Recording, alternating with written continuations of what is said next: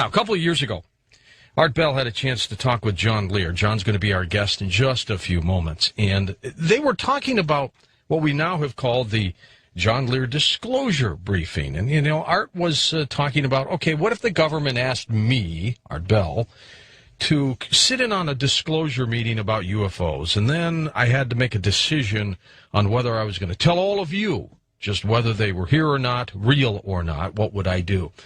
Very compelling. And I want you to just listen to this because it'll set the stage for tonight's interview with John Lear.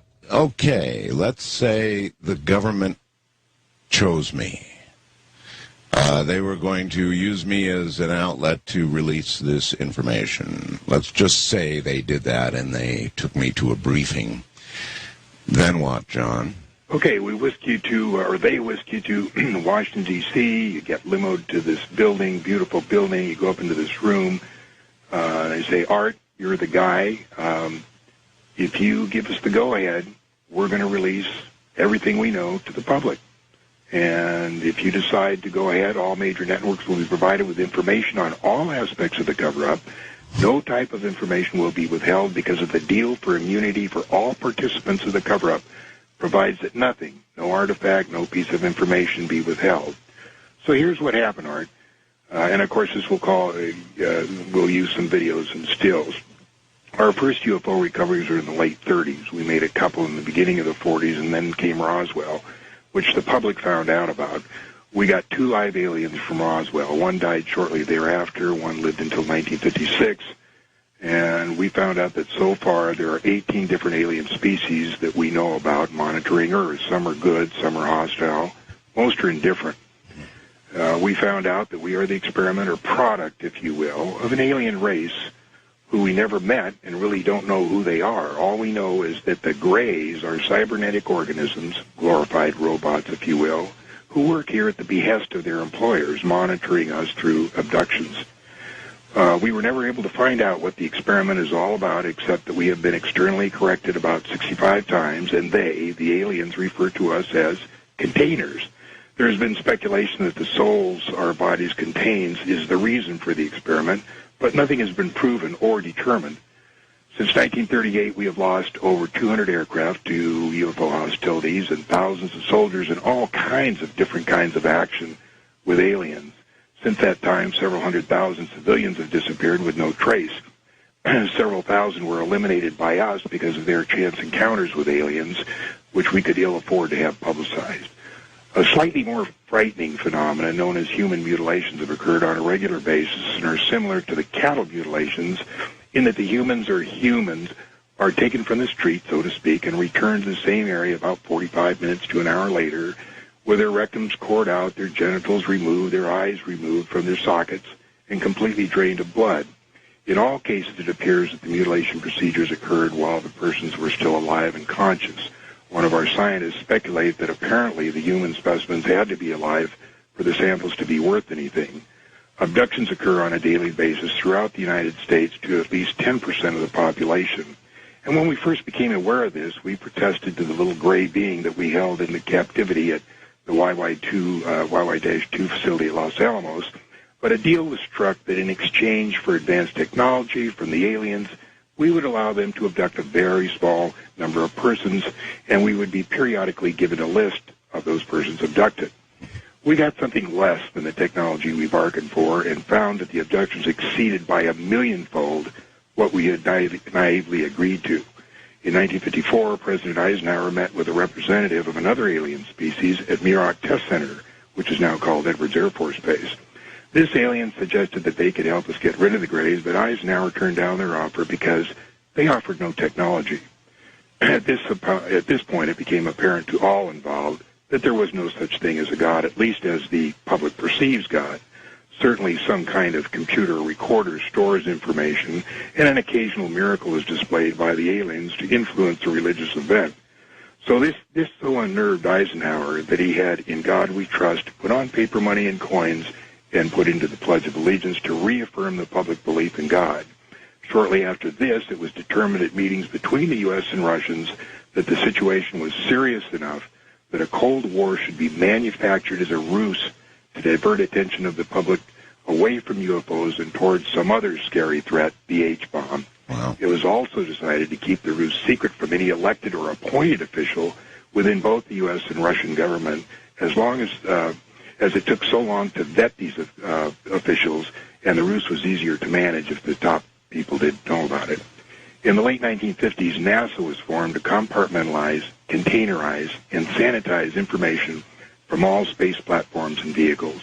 We sold NASA to the public, claiming that all information would belong to them.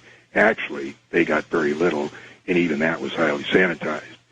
Our first efforts were to keep the public from learning about Venus, and that it's a similar planet to Earth, and that its population is very similar to us, but more technologically advanced. We have learned a lot from them. Starting with the Russian Venera 1 and U.S. Mariner 2, we made Venus look like a lead-melting volcanic surface spewing sulfuric acid into a pressurized atmosphere 90 times that of Earth. And was often the case we overdid it and wondered why no one ever asked how a parachute survived a descent into 800-degree air. We set up operations in Pine Gap, Australia to preclude any prying eyes trying to figure out what we were up to. We regularly eliminated, through extreme prejudice, anybody who was part of the operation and made the least little tiny threat about disclosure or satisfaction with the operation.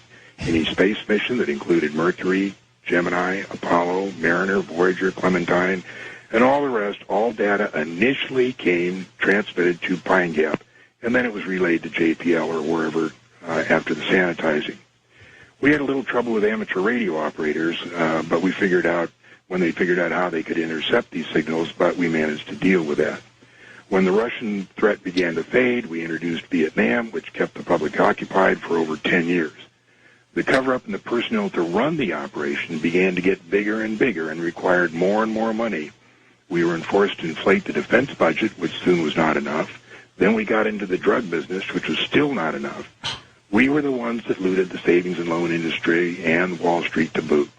It is so out of control now, most people want immunity and want out. But there is so much secrecy and so many double and triple blinds in place that it is unlikely that this thing can ever be dismantled. And even if you give us the go-ahead to spill the beans to the public, it's unlikely they will get anything more than, yes, we recovered a flying saucer, and yes, there was an occupant, but that's all we're going to tell you. So go ahead and roll the tape for Mr. Bell. What you see here are the human mutilations look like. That one was a male about 27 years old.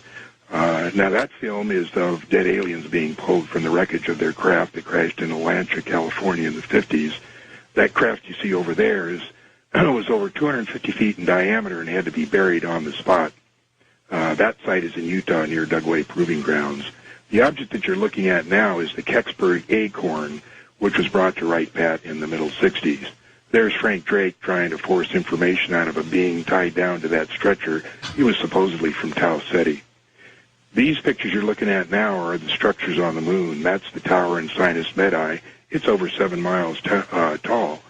And that thing there is what we call the Colossus of Agurum in Mare Crisium.